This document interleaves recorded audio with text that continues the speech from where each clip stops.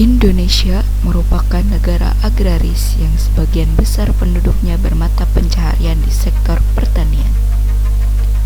Sektor pertanian merupakan peranan yang sangat penting dalam perekonomian nasional. Hal ini terlihat dari banyaknya jumlah penduduk Indonesia yang hidup dan bekerja di sektor tersebut. Peningkatan jumlah penduduk menyebabkan permintaan terhadap berbagai kebutuhan pangan terus meningkat, di mana pertambahan jumlah penduduk di Indonesia dari tahun ke tahun mengalami kenaikan. Menurut data dari Badan Pusat Statistik tahun 2013 menyebutkan bahwa jumlah penduduk pada tahun 2015 sebanyak 255.461,7 juta jiwa. Pada tahun 2018 sebanyak 265.015,3 juta jiwa. Dan diperkirakan pada tahun 2019 jumlah penduduk di Indonesia yaitu sebanyak 268.074,6 juta jiwa. Meningkatnya jumlah penduduk mengakibatkan permintaan kebutuhan pangan terutama beras akan mengalami peningkatan karena beras merupakan bahan pangan pokok bagi sebagian besar penduduk di Indonesia. Kebutuhan akan papan seperti perumahan, sekolah, dan lainnya akan meningkat sehingga mengakibatkan lahan sawah yang subur sebagai sumber daya lahan utama produksi beras semakin lama semakin berkurang. Hal ini diakibatkan adanya pergeseran fungsi lahan ke fungsi non-pertanian. Untuk mengatasi hal tersebut, perlu dilakukan usaha pendayagunaan lahan yang ada melalui intensifikasi, salah satunya yaitu melakukan usaha tani minapadi. Minapadi adalah suatu bentuk usaha tani gabungan yang memanfaatkan genangan air sawah yang tengah ditanami padi sebagai kolam untuk budidaya yang memaksimalkan hasil tanah sawah. Minapadi dengan demikian meningkatkan efisiensi lahan karena satu lahan menjadi sarana untuk budidaya dua komoditas.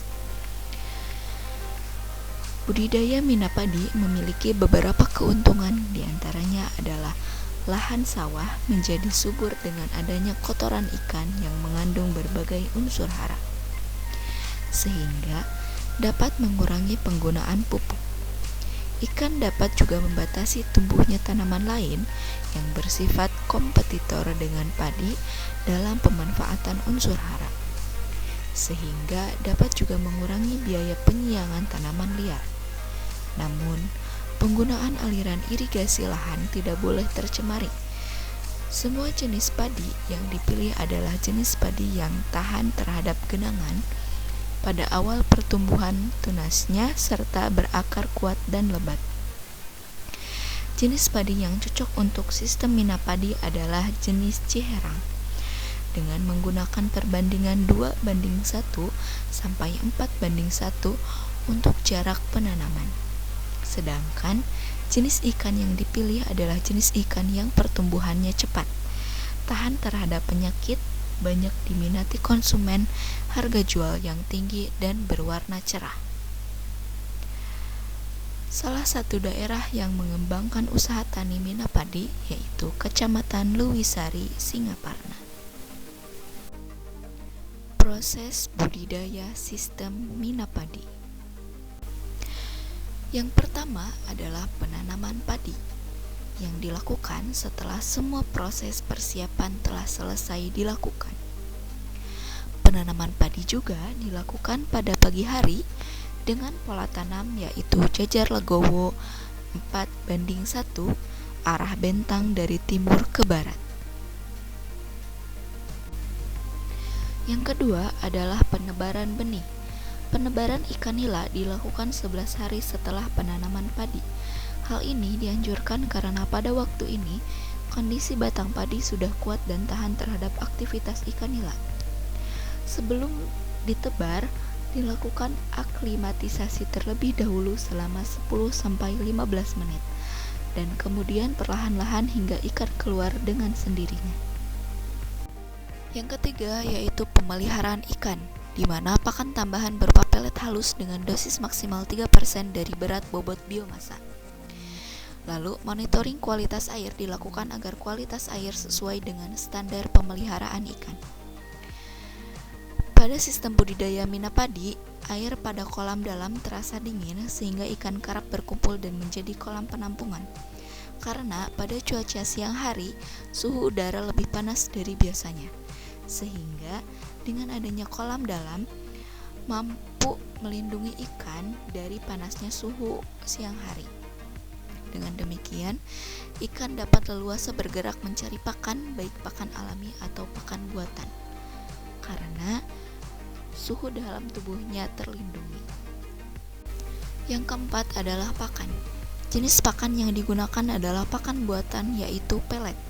Selama pemeliharaan ikan, diberikan pakan dengan frekuensi pemberian pakan 2 kali sehari, yaitu pada pagi hari pukul 7 pagi dan pada sore hari pada pukul 4, dengan dosis pemberian pakan 3% dari biomasa ikan. Yang kelima adalah masa panen, di mana merupakan kegiatan akhir dalam budidaya.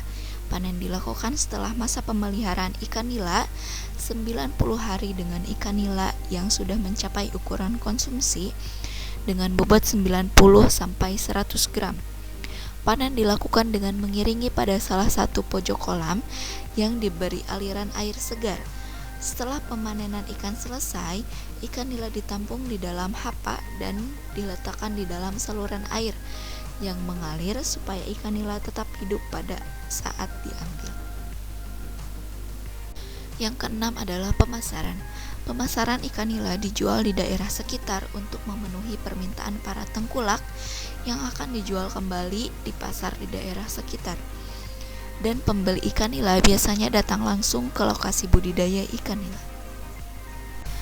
Dengan dilakukannya budidaya ikan nila dengan bentuk dari pemaduan minapadi ini, diharapkan dapat meningkatkan produktivitas di sawah sehingga memaksimalkan lahan yang ada seperti budidaya ikan nila di area tanaman padi sebagai penambah pendapatan tanpa merubah nilai fungsi sawah tersebut.